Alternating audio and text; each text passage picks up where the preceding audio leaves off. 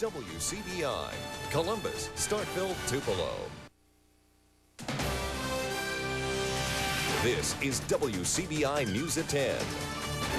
The news that's on your side. Good evening, everyone. Thanks for joining us. I'm Lafnita Reed. The New York Police Department has placed the 5 officers involved in Saturday's deadly shooting on administrative leave. Meanwhile, members of the community are demanding answers about why 50 shots were fired, killing a groom and injuring his 2 friends. Mary Snow has more. How many shots? 50! How many shots? 50!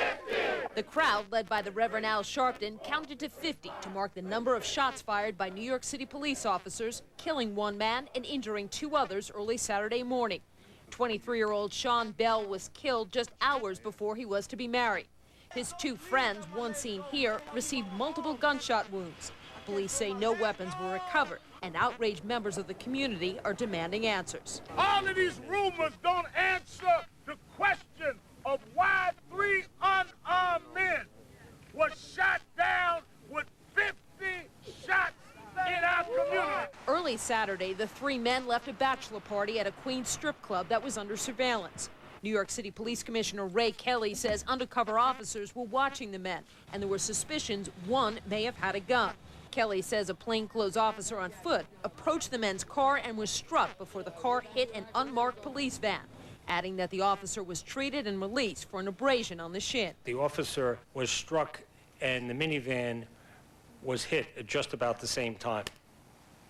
And then the officer opened fire.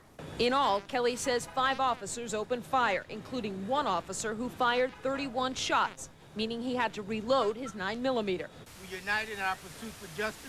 That has prompted one state senator to get involved, demanding a full investigation. Why would that happen when there's no return fire at all?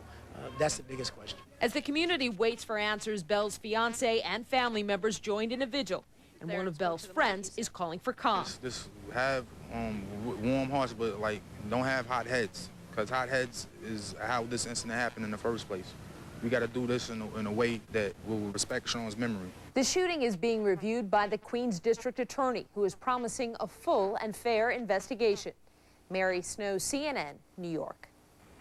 Gulfport officials will soon begin cracking down on squatters who are using some of the area's Katrina-ravaged homes for shelter. City officials plan to get in touch with the owners of the neglected and badly damaged structures and to urge them to secure their property.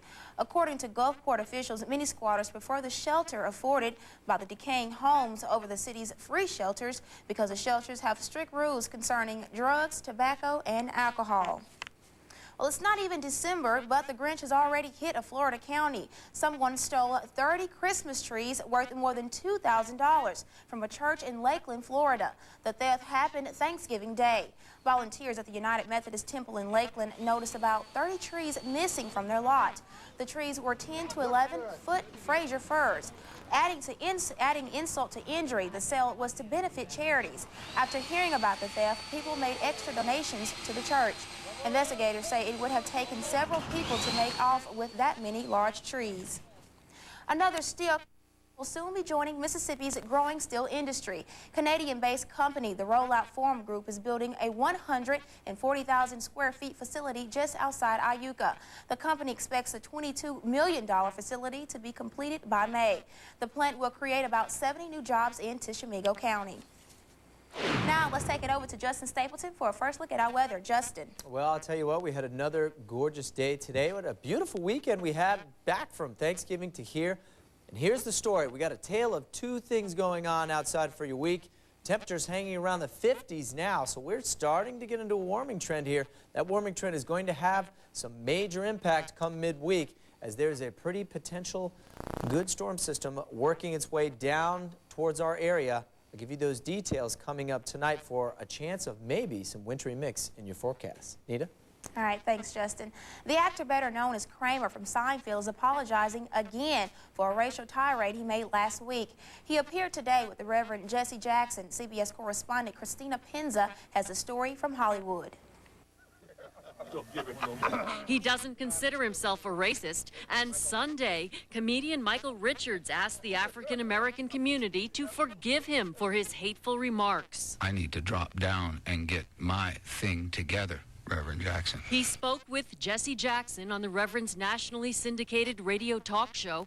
Jackson probing deep into what sparked Richards' racially charged rant at a Hollywood comedy club last weekend. Angry at a couple of black hecklers, Richards used the N-word repeatedly and made a reference to lynching.